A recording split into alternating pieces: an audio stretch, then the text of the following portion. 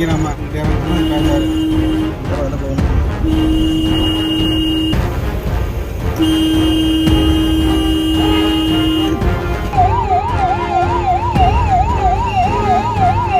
ஈரோடு மாவட்டம் தாளவாடி மலைப்பகுதியில் திகினாரை கிராமத்தில் உள்ள விவசாய தோட்டத்திற்குள் புகுந்த காட்டு யானை பயிர்களை சேதப்படுத்தி அட்டகாசத்தில் ஈடுபட்டது. தகவல் அறிந்து சம்பவ இடத்திற்கு விரைந்து வந்த வனத்துறையினர் சுமார் 2 மணி நேரம் போராடி தார்ச்சாலை வழியாக காட்டு யானையை வனப்பகுதிக்குள் விரட்டி அடித்தனர்.